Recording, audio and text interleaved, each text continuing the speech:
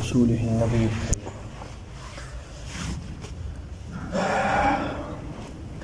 وعلى آله وصحبه أجمعين أما بعد فأعوذ بالله من الشيطان الرجيم بسم الله الرحمن الرحيم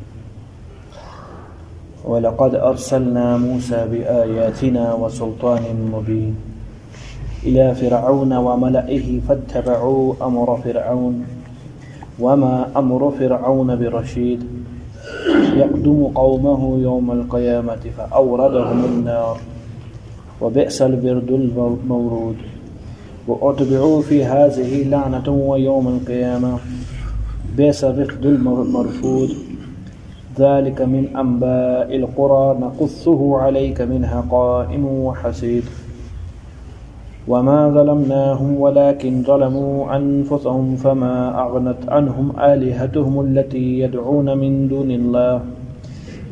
الله من شيء لما جاء أمر ربك وما زادهم غير تتبيب. سورہ ہود کا تقریباً موضوع انبیاء کے حالات اور نافرمانوں پر خود ساختہ خداؤں کی بنیاد پر جو اللہ کی طرف سے سزا ملی ہے اس پر ہے. اختتام ہے سورہ ہود کا حضرت موسیٰ علیہ نبینا علیہ صلوات و تسلیمات کے حالات پر. مختصر سی ان کی ایک بات ہے اور اس کے بعد اللہ رب العزت آخری تتمہ کریں گے سورہ ہود کا. حکم ہوا وَلَقَدْ أَرْسَلْنَا مُوسَى بِآيَاتِنَا. دیگر نبیوں کی طرح حضرت موسیٰ علیہ الصلوۃ والسلام کو بھی اللہ تعالیٰ نے مبعوث فرمایا بِآیاتِنَا اپنے معجزات کے ساتھ وسلطان مبین اور روشن دلائل کے ساتھ واضح دلائل کے ساتھ جس کو ایک آنکھ اگر دیکھے تو اس کو خدا سمجھ میں آئے کہ اللہ ہے کوئی کیونکہ یہ کام انسان کر نہیں سکتا. بھیا کس کی لاٹھی سمندر کے اندر جا کے رستے بنوا سکتی ہے؟ میں نے آپ کو گزشتہ عرض کیا غالباً جمعے میں کہا تھا کہ لاٹھی تو آج بھی اگر کہیں دیکھی جائے تو شاید مل جائے. ڈھونڈنے میں آئے تو آیا وہ آپ کے اور میرے ہاتھ میں وہ لاٹھی ہو اور ہمارے سمندر میں تو کھل جائے. تو لاٹھی کا کمال نہیں ہے، موسیٰ علیہ الصلوۃ والسلام کے ہاتھ کا کمال ہے جو اللہ نے ان کے ہاتھ میں معجزہ دنیا کے اندر اشکارا کیا. تو ایسے دلائل جس کو لوگ سمجھ میں آئیں اور اللہ تک پہنچے ایسے دلائل کے ساتھ بھیجا.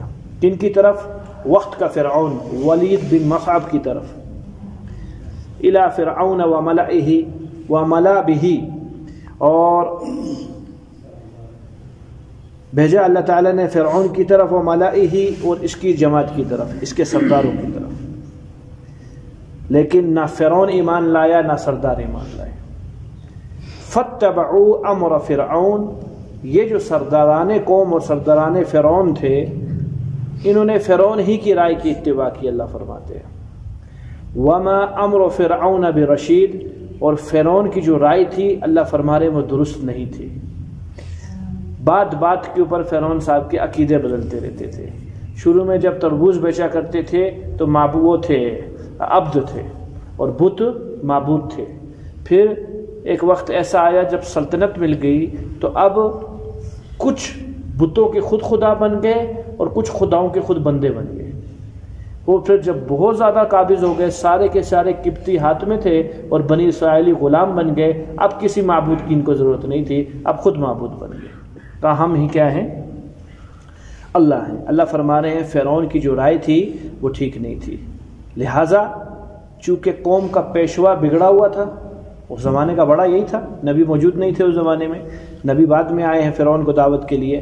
تو چونکہ پیشوا یہی تھا، اسی کی وجہ سے لاکھوں قبطیوں کے عقائد تباہ ہوئے ہیں.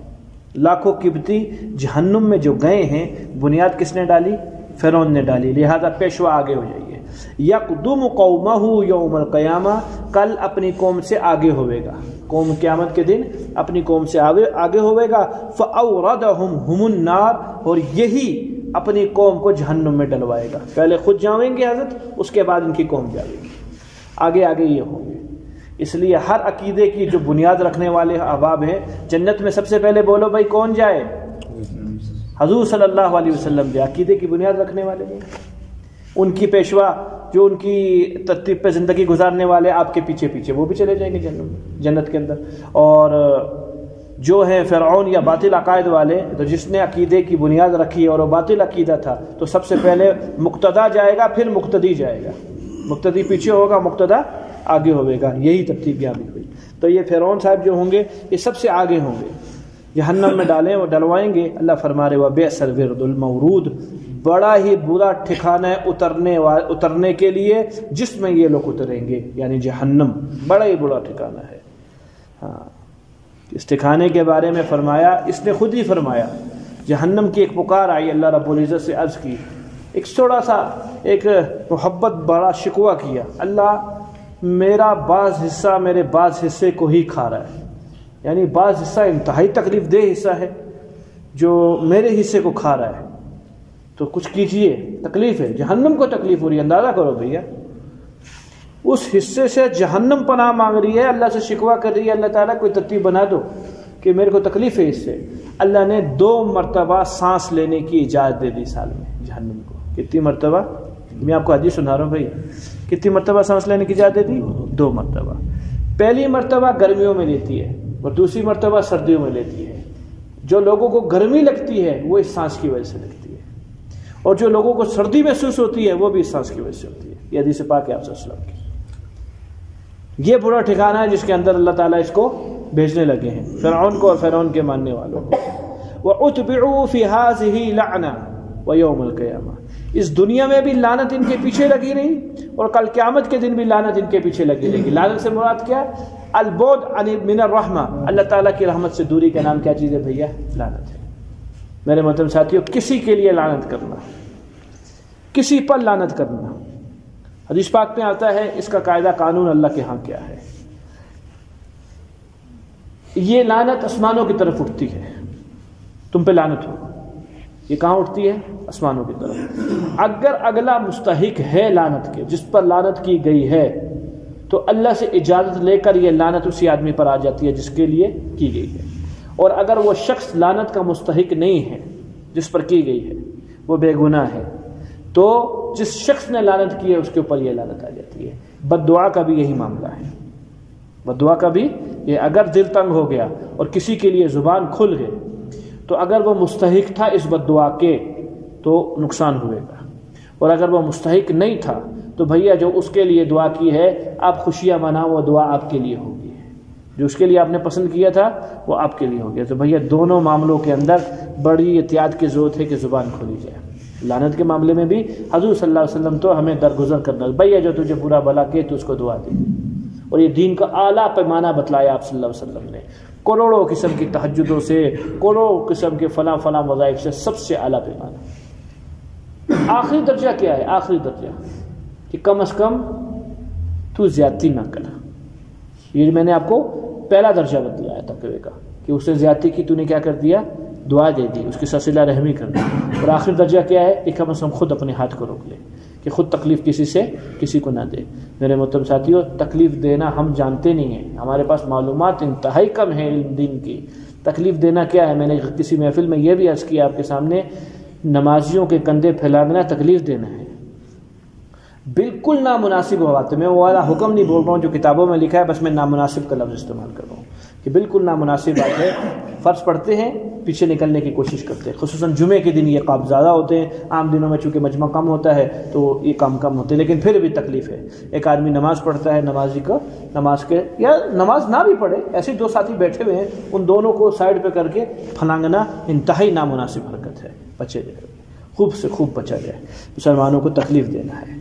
تو فرمایا وَأُتْبِعُوا فِي هَٰذِهِ لَعْنَةً، یہ فرعون کے پیچھے اور فرعون کی جماعت کے پیچھے دنیا میں بھی لعنت پھرتی رہی، وَيَوْمَ الْقِيَامَةِ لَعْنَةً۔ دیکھو میرے محترم ساتھیوں، کتنی بڑی بات بولی ہے، بظاہر ایک چھوٹی سا جملہ ہے کہ فرعون کے پیچھے دنیا میں لعنت پھرتی رہی۔ پتہ چلا لعنت بھی ہوگی، مال بھی ہوگا، لعنت بھی ہوگی، بادشاہت بھی ہوگی۔ فرعون نمرود بادشاہت بھی ہے، لعنت بھی ہے، خوشیاں بھی ہے، لعنت بھی ہے۔ معلوم ہوا آخرت کی سزا بہترین قسم کی اللہ تعالیٰ نے ان کے لیے رکھی ہوئی ہے کہ لعنت کے باوجود خوش رکھ رہے اللہ تعالیٰ دنیا میں، ان کو پر رحمت نہیں ہے پھر بھی خوشی رکھی ہے۔ تو پتہ چلا مال کا آنا باعث فخر نہیں ہے، مال کا آنا باعث خوشی نہیں ہے، بلکہ پریشان ہو جائے کہ یہ مال میرے پاس آیا ہے، اللہ جانے رحمت کے سبب آیا ہے یا کسی مصیبت کے سبب میرے اوپر آ پڑا ہے، فوراً پریشان ہو جائے۔ فرمایا دنیا میں بھی ان پر لعنت تھی اور آخرت پہ بھی ان پر لعنت تھی۔ بیسا رفد المرفود بہت ہی بری جگہ ہے، بہت ہی بری چیز ہے، بہت ہی برا انجام ہے ان لوگوں کا۔ ذالک من انباء، بس ختم۔ موسیٰ علیہ السلام کی جو حالات تھے وہ 2 سے 3 لائنوں میں اللہ نے پورے فرمائے۔ اب اپنے نبی صلی اللہ علیہ وسلم کو خطاب فرما رہے ہیں۔ ذالک، یہ جو جتنے واقعات پے در پہ بیان فرمائے ہیں، نوح علیہ السلام سب سے پہلے آئے، نوح علیہ السلام کا واقعہ سب سے پہلے آیا، پھر ہود علیہ السلام آئے، ہود علیہ السلام کا واقعہ آیا، اس کے بعد صالح علیہ السلام آئے قوم سمود، پھر ان کا واقعہ آیا، پھر ابراہیم علیہ السلام آئے، پھر ان کا واقعہ آیا۔ ابراہیم درمیان میں اور نبی بھی آئے ہیں لیکن جو ترتیب سے آئے ہیں اس کی بات بتا رہے ہیں۔ ابراہیم اسلام کے بھتیجے فلسطین کے اندر لوط علیہ السلام، پھر ان کی بات فرمائی۔ اس کے بعد مدین کے اندر شعیب علیہ السلام تشریف لائے، ان کی بات فرمائی۔ شعیب علیہ السلام کی موجودگی ہی میں حضرت حیات تھے تو حضرت موسیٰ علیہ السلام اور ساتھ ہارون علیہ السلام تشریف لے آئے۔ ذالک من انباء القریٰ، نبی جی یہ مختصر سے بستیوں والوں کی خبریں ہم نے آپ کو دی ہیں، بہت کم دی۔ 950 سال کی زندگی کہاں لکھے بھیا؟ قرآن تو پھر اتنا بڑا ہوتا اگر حضرت نوح علیہ السلام کی خالی 950 سال کی زندگی، فرمایا مختصر حالات بھیجے، مختصر نبیوں کے، نقصہ علیک، جو ہم نے آپ کو سنائے ہیں، منہا، انہی لوگوں میں سے جہاں جہاں رہے ہیں، کوئی مدین میں، کوئی فلسطین میں، کوئی کہاں کوئی کہاں، منہا قائم، کچھ بستیوں کے کھنڈرات آج بھی قائم ہیں۔ مثلا فرعون کا مصر قائم ہے، خیر مصر فرعون کا نہیں، وہ موسیٰ علیہ السلام کا مصر تھا، عذاب مصر میں آیا تھا فرعون کو، اس لیے نام دے دیتے ہیں فرعون کا مصر، قائم ہے دنیا کے اندر، لوگ دیکھ سکتے ہیں اس چیز کو۔ باقی چیزیں وہ حسید، اور کچھوں کو ہم نے ایسے بنا دیا جس طرح کٹی ہوئی کھیتی ہوتی ہے، دنیا میں نام و نشان بھی نہیں ہے۔ ارم، قوم عاد کا شعر، کس کا شعر پڑھتے ہو نا بھیا؟ سورہ فجر کے اندر موجود ہے۔ کہاں ہے یہ؟ جو شداد کی جنت ہے، یہ جو ارم شہر ہے یہ کیا جنت ہے؟ شداد صاحب کی جنت ہے۔ 300 سال کے اندر بنی تھی۔ کتنے سالوں میں؟ 300 سال میں پوری دنیا کے معمار انجینئروں کو جمع کیا گیا تھا۔ بھیا پوری کائنات میں کون سی ایسی جگہ ہے، زمین جو ہے، جو یہ نمونہ بنا سکتی ہے جنت کا؟ تو جی پوری دنیا کا سروے ہونے کے بعد ارم شہر کو منتخب کیا گیا کہ یہ جگہ ہے جو موافق ہے آپ کے قاعدہ قانون کے مطابق۔ بسم اللہ، کام شروع کرو۔ 300 سال لگے، 300 سال اس جنت کو بننے میں۔ حضرت ان کے درخت ہماری طرح درخت نہیں تھے، ان کی درخت رات کے وقت کے اندر ایسے چمکتے تھے جیسا لائٹنگ ہے اس کے اندر، ایسے نظام انہوں نے بنایا ہوا تھا۔ زمرد یاقوت کی خوشبوئیں ان سے آیا کرتی تھی درختوں سے، عجیب نظام تھا ایک جو بنایا۔ تو فرمایا بعض کٹی ہوئی کھیتیوں کی طرح ہو گیا جس طرح ارم شہر نظر نہیں آتا دنیا میں۔ محدثین کی رائے یہی ہے کہ یہ شہر دنیا کے اندر آج بھی موجود ہے۔ ہر وہ چیز جس کو اللہ رب العزت انسانیت کے مفاد کے اندر نہیں سمجھتے اس کو انسانیت سے چھپا دیتے ہیں، رحم کھاتے ہوئے انسانیت پر۔ یہ چیز ایسی تھی جس سے لوگوں کی ایمان برباد ہونے تھے، اللہ تعالیٰ نے زمین پہ رکھ کر چھپا دی ہے۔ اللہ جانے کتنے قافلے گزرتے ہوں گے اس کے اندر سے، ان کو پتہ نہیں ہے کہ یہ وہی جگہ۔ اللہ جس کو چھپانا چاہے چھپ جائے، جن کو بھیا موبائل میں ایسی چیزیں ہیں، بولو نا کہ بندہ چھپانا چاہے تو چھپ سکتی ہے، بازار اندر پڑی ہوئی ڈھونڈنے سے نہیں ملتی ہیں۔ میں کر سکتا ہوں، آپ کر سکتے ہیں نا یہ کام، اللہ پاک ارم شہر کو نہیں چھپا سکتے۔ حاجی صاحب چھپا سکتے، چھپا دیا۔ نبی جی آپ کو جو ہم نے یہ باتیں سنائی ہیں، ان کے واقعات سنائے ہیں، ان میں سے بعض شہر قائم ہیں اور بعض شہر کٹی ہوئی کھیتی کی طرح ہو چکے ہیں۔ اچھا جی، وما ظلمناہم، اللہ تو نے ان پر ظلم کیا؟ کہ قطعا نہیں، ہم نے ان پر بالکل ظلم نہیں کیا۔ ان کی حرکات ایسی تھیں، ولیکن ظلموا انفسہم، انہوں نے اپنی جانوں کے اوپر خود ظلم کیا۔ خود ساختہ خداؤں کو پوچھ کر اللہ رب العزت سے بغاوت کی۔ فما اغنت عنہم آلہتہم، ان کے خدا ان کے کچھ کام نہ آئے جن کی عبادت کیا کرتے تھے۔ آپ سے عرض کیا پیچھے گزشتہ، اصل کے اندر یہ بتوں کی عبادت نہیں تھی، یہ شیطان کی عبادت تھی۔ وہ تو غریب مجبور ہے، محض پتھر، اس کو میں کوئی شکل بھی دے دوں، مورتی بنا دوں یا اس سے میں اپنا گھر بنا لوں، اس نے کیا کہنا ہے مجھ کو؟ تو اصل میں یہ بتوں کی عبادت نہیں تھی، نہ ہی بتوں نے ان کو حکم دیا تھا۔ یہ بات کس چیز کی تھی؟ شیطان کی عبادت تھی۔ شیطان ہی کے حکم سے یہ نقشے تعمیر ہوئے اور ترتیب بنی۔ فرمایا ان کے خدا ان کے کچھ کام نہ آئے۔ کون سے خدا؟ التی یدعون من دون اللہ، جن کو یہ پکارتے تھے اللہ کو چھوڑ کر، من شیء، کسی چیز کے بھی نہیں رہے یہ خدا۔ لما جاء امر ربک، جب تیرے رب کا حکم آیا، وما زادہم غیر تتبیب، تو کیا اضافہ ہوا؟ بغیر کسی نقصان کے سزا کے اندر اضافہ ہوا، خوب سے خوب سزا دی ہم نے ان کو۔ وَكَذَلِكَ، نبی جی اسی طریقے سے، اخذ ربک تیرے رب کی پکڑ ہے، اذا اخذ القرى جب وہ بستی والوں کو پکڑتا ہے، وہی ظالمۃ اس حال کے اندر کہ بستی والے ظالم ہوتے ہیں، ان اخذہ علیم شدید بے شک اللہ کی پکڑ بڑی سخت ہے اور بڑی دردناک پکڑ ہے۔ جب پکڑنے پہ آتا ہے، شداد نے 300 سال کی ایک جنت بنائی تھی لیکن دروازہ نہ کھولنے دیا اللہ تعالیٰ نے، ادھر ہی اپنے کام دکھلایا کہ میں خدا ہوں، چاہوں تو بنوانے دوں اور چاہوں تو دکھلاؤں نہ، تو میرے سے کوئی پوچھنے والا نہیں ہے۔ کدھر کہا تھا اسرائیل علیہ الصلوۃ والسلام سے، اللہ تعالیٰ نے فرمایا تھا اسرائیل تیرے ذمہ روح کی قبضہ کرنا ہے، تو نے کہیں کسی کے اوپر ترس کھا لیا ہو، کہیں دل آیا ہو کہ اگر حکم نہ ہو اللہ کا تو اس کو نہ مارے، ایسا کوئی موقع آیا ہے؟ کہا اللہ 2 دفعہ آیا ہے۔ نمبر 1 کہ اللہ فلاں موقع تھا، فلاں وقت تھا، اس وقت کشتی کے اندر جتنے مسافر تھے آپ نے کہا سب کو مار دے اور ایک بچے کو بچا دے جو کہ ماں کے پاس تھا، اور ماں کو بھی مار دے۔ اللہ پاک اگر آپ کا حکم نہ ہوتا تو میں نہ کرتا، یا تو ماں بچوا لو یا بچہ بھی مروا لو، مجھے بچے پہ ترس آیا۔ اللہ جانا کیا بنے اس کا، کیسے رلے گا، کہاں جائے گا؟ بھیا ستیلی ماں بھی اپنی ماں تھوڑی ہوتی ہے، ستیلی ماں بھی ستیلی ہوتی ہے، خیر تھی، لیکن حضور صلی اللہ علیہ وسلم کو جو ستیلی امائیں ملی ہے نا، انہوں نے بھی اپنی اماں سے بڑھ کر محبت کی آپ صلی اللہ علیہ وسلم سے۔ خیر آپ تھے ایسے قابل اس چیز کے تھے۔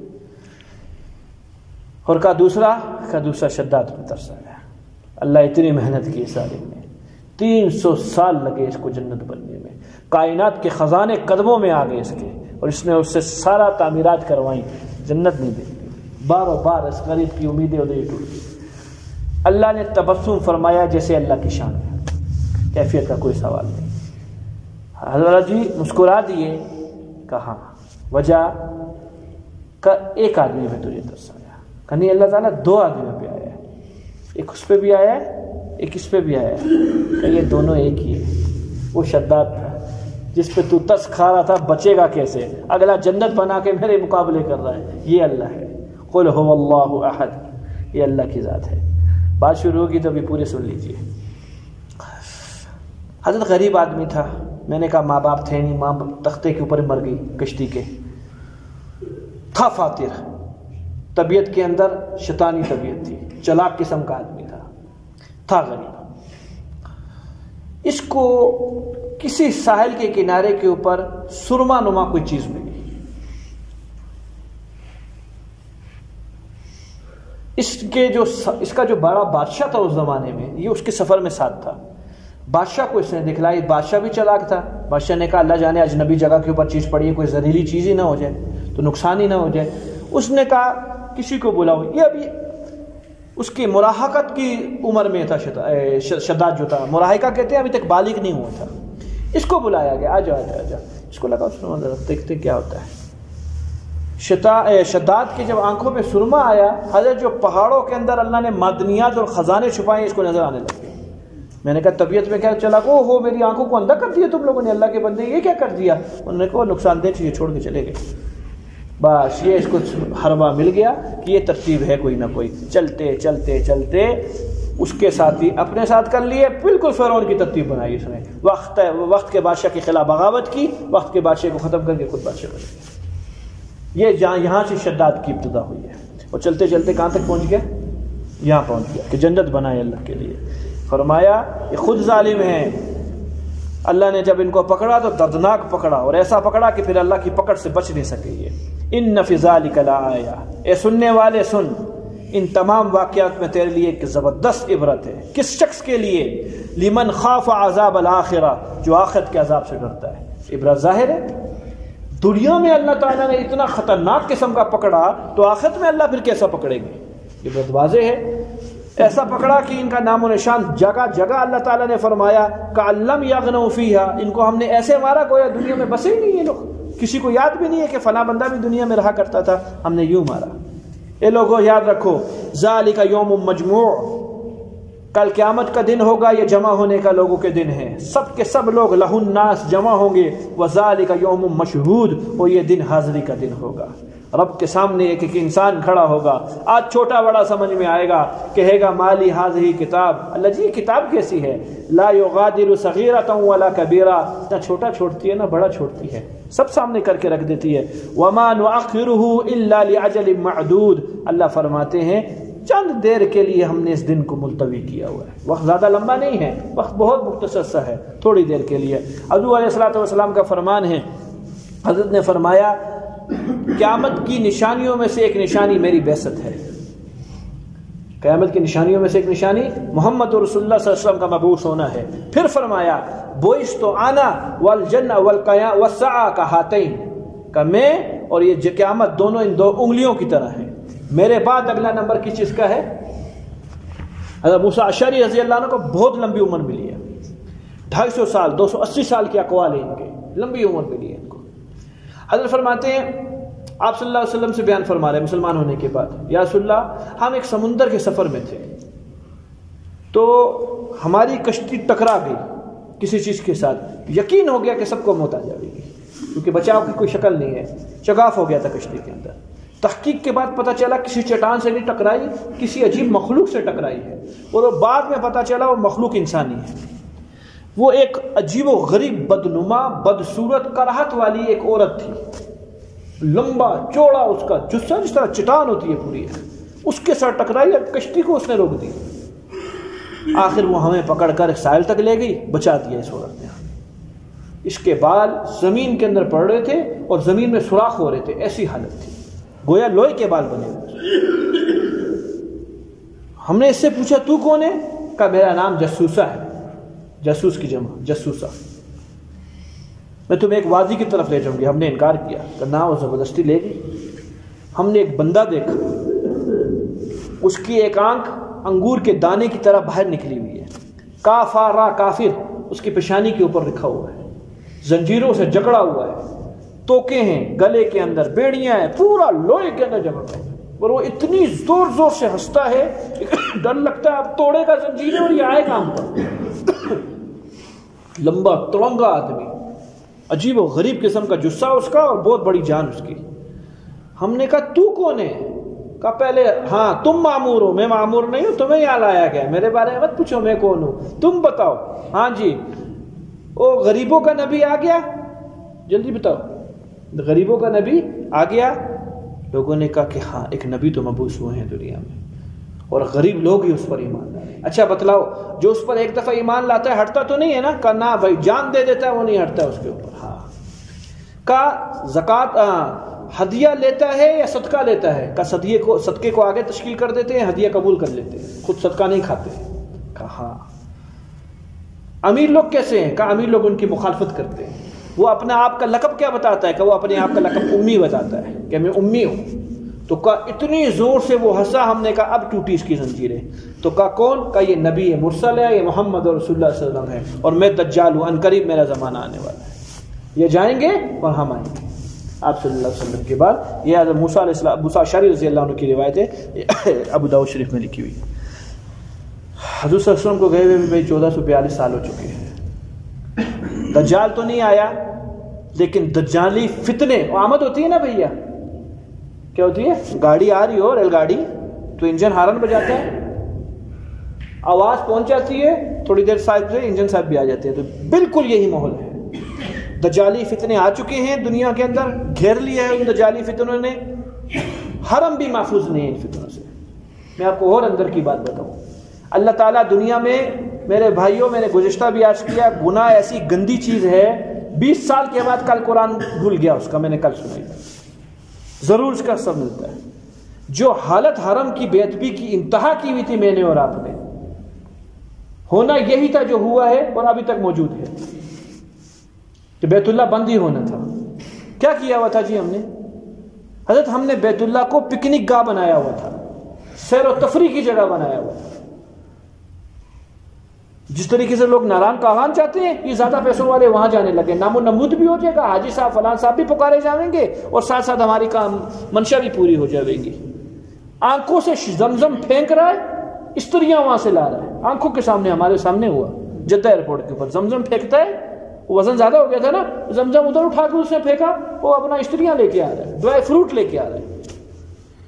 خیر یہ ڈرائی فروٹ اور زمزم یہ اتنی بڑی بات نہیں ہے، جو میں بات کہنا چاہ رہا ہوں وہ یہ ہے بے ادبی کی بات۔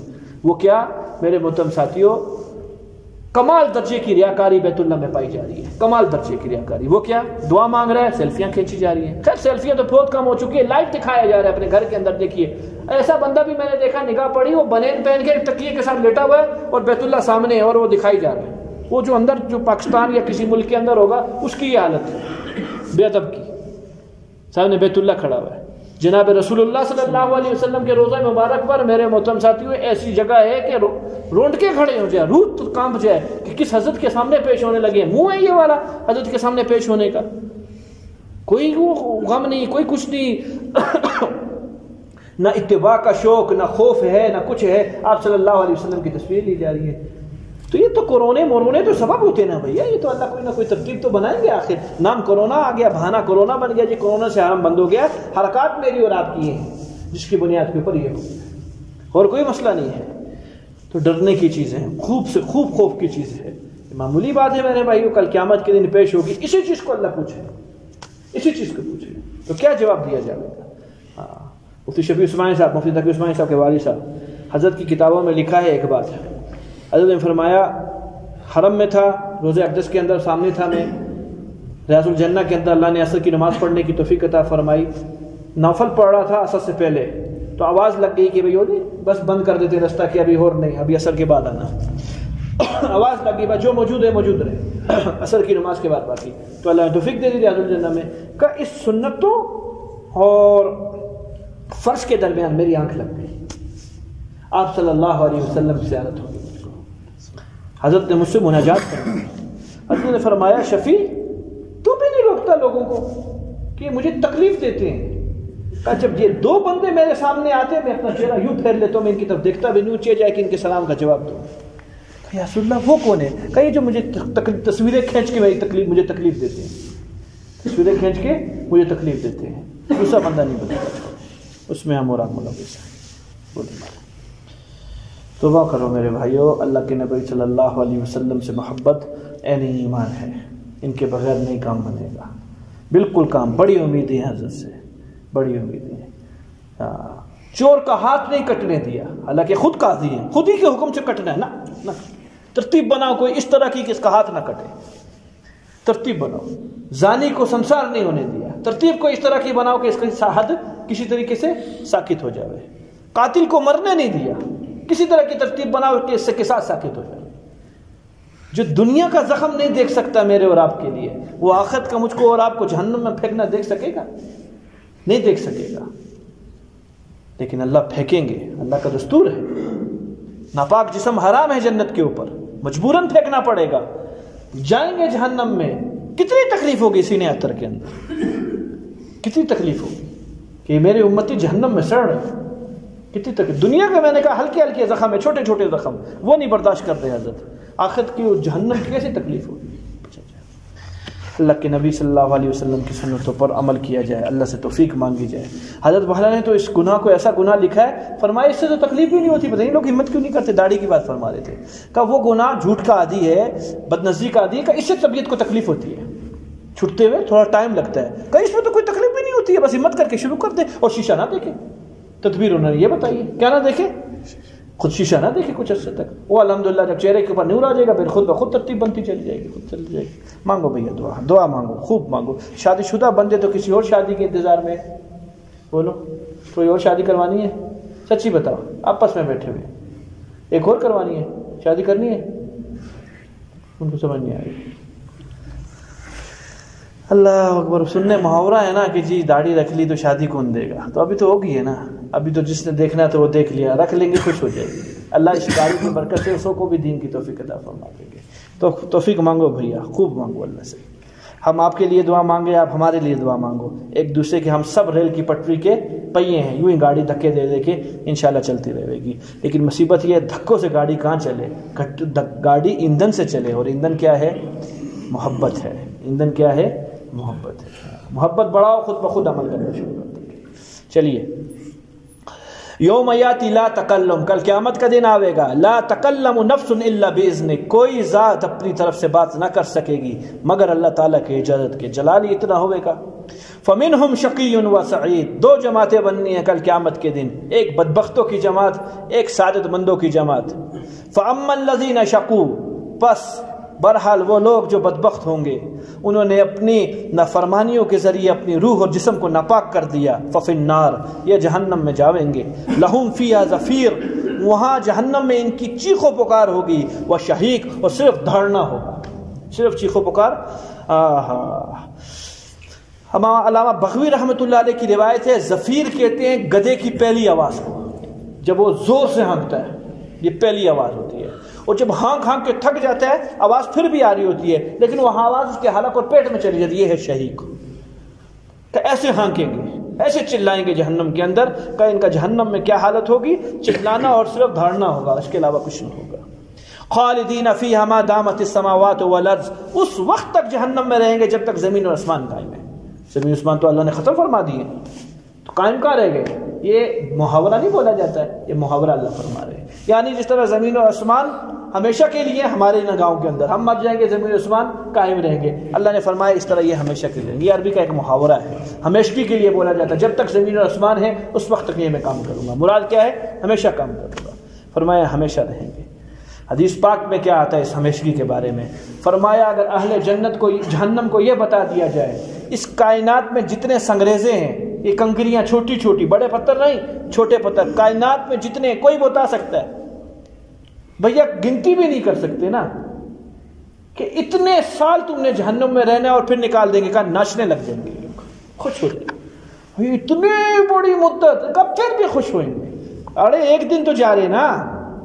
اور اگر اہل جنت کو یہ کہہ دیا جائے کہ تم نے کائنات میں جتنے کنکریاں سنگریزے ہیں اتنے سال جنت میں رہنا پھر نکال دیے جاؤ گے، کا غم میں پاگل ہو جاؤ، پریشان ہو جاؤ، یہ اتنے بہت ہے کہ یہ کبھی ختم نہیں ہوں گے، لیکن پھر بھی بھائی 70 سال کی زندگی رول رول کے ختم ہو رہی ہے، یہ نہیں جا رہی، بے شک برکت نہیں ہے، جمعے پہ جمعہ، کل جمعہ پڑھایا کل پھر جمعہ، برکت نہیں ہے، لیکن گزر تو رہا ہے نا وقت، آگے امید بھی ہے کتنے سال زندہ رہنا ہے، ابھی بڑا وقت ہے، یہ تو بھیا اتنی زیادہ، لیکن پھر بھی اہل جنت خوش ہو جائیں گے، اہل جنت غمگین ہو جائیں گے، اور اہل جہنم خوش ہو جائیں گے کہ جان چھٹنے لگی ہے ہم لوگوں کی، کہ یہ محاورے میں کہا ہے کہ یہ بھی نہیں ہے، اگر یہ بھی ہوتا تو سکون کی چیز تھی، یہ بھی نہیں ہے، اس میں بھی نہیں نکلنا، اس میں بھی نہیں نکلنا، ہمیشہ رہنا، ہمیشہ رہنا۔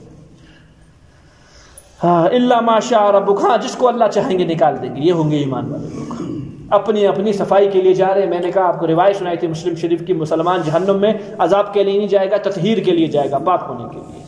اس کی پٹائی میں اور کافر کی پٹائی میں زمین آسمان کا فرق ہوگا، آگ اس کو بھی جلا رہی ہوگی، آگ اس کو بھی جلا رہی ہوگی، لیکن اس کی آگ کسی اور قسم کی ہوگی، اس کی آگ کسی اور قسم کی ہوگی، یہ پاک ہونے کے لیے جا رہا ہے، جس کو اللہ چاہیں گے نکال دیں گے۔ ان ربک فعال لما یرید، بے شک تیرا رب جو چاہتا ہے کر دیتا ہے۔ دوسرا طبقہ جنتیوں کا، واما الذین سعدوا، ہاں وہ لوگ جو سعادت مند ہے، جو ماں کی پیٹ سے نیک بخت نکلے تھے، اللہ نے ان کی تقدیروں میں سعادت لکھی تھی، ساری زندگی اعمال کر کے اپنے بدن اور اپنے روح کو پاک کر کے اپنے رب کے پاس چلے گئے، ففی الجنہ، یہ جنت میں ہوں گے، خالدین فیہا ما دامت السماوات والارض، جب تک زمین اور آسمان قائم ہے اس وقت تک جنت میں رہیں گے، مراد ہمیشہ رہیں گے۔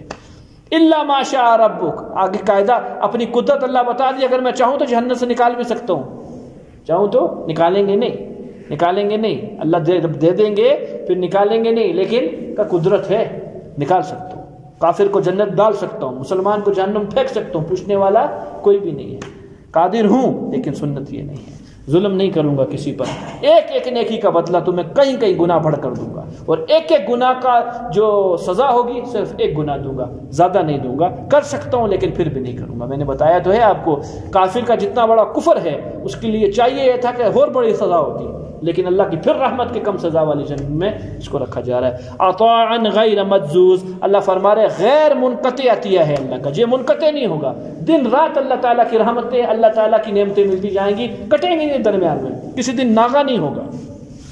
لہذا مخاطب آخری بات سن لے، فلا تکو فی مریۃ، لہذا کبھی دھوکے میں نہ رہنا، شک میں نہ رہنا، مما یعبد ہؤلاء، ان لوگوں سے جو لوگ غیروں کی عبادت کر رہے ہیں، ان کو دیکھ کے کہیں طبیعت کے اندر یہ نہ آ جائے کہ ان کو کیا دیا ہمیں کیا دیا، نہ کبھی دھوکہ نہ آئے۔ ما یعبدون الا کما یعبد آباؤہم من قبل، یہ وہی بتوں کو پوج رہے ہیں جو ان سے پہلے ان کے باپ دادا پوج کر گئے، جو انجام ان کا ہوا انجام ان قریب ان کا بھی ہوگا، لہٰذا منہ کے اندر پانی نہ آئے ان کی دنیا کی فراغت کو دیکھ کے۔ کیونکہ حضرت عمر رضی اللہ عنہ فرماتے ہیں میں حضور صلی اللہ علیہ وسلم کے پاس کسی کام سے ایمرجنسی میں پہنچا، حضرت والا آرام فرما رہے تھے۔ حضرت والا کی زندگی کے 3 حصے تھے دن کے، نمبر 1 اللہ کا وقت دیا ہوا تھا، عبادت کا حصہ، نمبر 2 گھر والوں کے حقوق کا حصہ، گھر والوں کے حقوق فرض ہیں ان کا حصہ، اور نمبر 3 اپنے آرام کا حصہ۔ اگر کوئی مہمان آتا تھا، کوئی وفود آتے تھے، تو اپنے آرام میں سے ان کو وقت دیا کرتے تھے، نہ عبادت کے حصے کو کم کیا کرتے تھے، نہ گھر والوں کے حصے کو کم کیا کرتے تھے، آرام سے۔ تو حضرت والا آرام فرما رہے تھے، حضرت عمر فرماتے ہیں میں پہنچا تو حضور صلی اللہ علیہ وسلم مجھے دیکھ کے اٹھ گئے اور پتہ چلا کسی کام سے آیا۔ جب میں نے دیکھا حضرت جی کو، آپ کی کمر مبارک پر جس چٹائی کے اوپر آپ لیٹے تھے نشانات ہی نشانات، اس چٹائی کا نقشہ حضور صلی اللہ علیہ وسلم کی کمر مبارک پر تھا۔ میری طبیعت میں ایسے ہے، میں نے کہا یا رسول اللہ آپ اللہ سے فراغی کیوں نہیں مانگتے؟ کتنی مجاہدے کی زندگی ہے یہ جو آپ گزار رہے ہو، یہ کیسو کسرا یہ فارس اور روم کے بادشاہ کتنی بڑی نعمتوں میں اللہ کی واللہ کو بھی نہیں مانتے۔ ہاں کا تکیہ لگائے بیٹھے تھے، اٹھ کے بیٹھ گئے۔ عمر تجھے یہ پتہ نہیں ہے کہ ان کے لیے صرف دنیا ہی، آخرت میں کچھ نہیں، اور ہمیں دنیا سے کچھ نہیں چاہیے، ہمیں صرف آخرت چاہیے، ہم دنیا سے کچھ نہیں چاہیے۔ تو کہیں منہ میں پانی نہ آ جائے نغیار کو دیکھ کے کہ اللہ تو ان کو اتنا دیتا ہے اور ہمیں نہیں دیتا، اللہ تو نے جس حال میں رکھا ہے اللہ کی قسم ہم اس کے بھی مستحق نہیں ہیں، ہم اس کے بھی قابل نہیں ہیں، یہ بھی تیرا فضل ہے۔ خدا کی قسم ہم سے زیادہ اچھے لوگ صحابہ تھے، کروڑوں کے سب اچھے لوگ تھے، محبت دل میں تھی، اعمال تھے، کتنی مشقت میں تھے۔ اب تو آٹا گوندنے کی مشین بھی ہے، گرم کرنے کے لیے تووں پہ نہیں رکھا جاتا، اوون میں رکھا جاتا ہے۔ آسانی ہے، کتنی آسانی ہوگی، حد سے زیادہ آسانی ہوگی۔ اب بھی اللہ کی نعمتوں کا شکریہ نہ ادا کیا جائے، حالانکہ ہم کسی قابل بھی نہیں، پھر بھی اللہ تعالیٰ فرما رہے ہیں وَإِنَّ لَمُوَفُّوهُمْ نَصِيبَهُمْ غَيْرَ مَنْقُوصٍ، اللہ فرما رہے ہیں پورا ہم ان کا جہنم میں سے حصہ، عذاب میں سے حصہ بغیر کم کیا ہوا ان کو عطا کریں گے، خوب جہنم میں ڈالیں گے۔ ابھی ان کو دنیا دینے دو، دنیا کے کام کرنے دو، دنیا کے مزے اٹھانے دو، آخرت کے اندر کوئی ان کا حصہ نہیں۔ اور مسلمان کے لیے اللہ نے بنائی ہے آخرت ہے، اور اسی میں سے اللہ تعالیٰ نوازیں گے۔ کافی ہے چیز زندگی لیے، انشاءاللہ ہفتے کو ختم کریں گے صورت، کل چھٹی۔ اللہ اچھا جی، ایک اور بات کرنی تھی، ہمارے پاس مغرب کے بعد ایک میسج آیا ہے عجیب و غریب قسم کا، جی او پی ہوتا ہے یا جی پی او ہوتا ہے، ورنہ موبائل نکال کے چیک کروں۔ جی او پی یہ کون سا محکمہ ہے پاکستان کا؟ Government of Pakistan. اچھا جی، government of Pakistan, government of Pakistan کی طرف سے ایک میسج آیا ہے۔ ہمارے دل کو تو ایک عجیب سی کیفیت لگی، پتہ نہیں ہم غلط ہیں یا صحیح ہیں۔ عشق رسول صلی اللہ علیہ وسلم پر ہفتہ منایا جا رہا ہے، آپ لوگوں کو بھی معلوم ہوگا، یہ میسج آیا ہوگا۔ اچھا مجھے یہ بتلائیے جائے، عشق رسول ہفتے کے لیے ہے؟ ایک ہفتے کے لیے عشق رسول ہے، اس میں میں آپ کو پڑھ کے سناتا ہوں تاکہ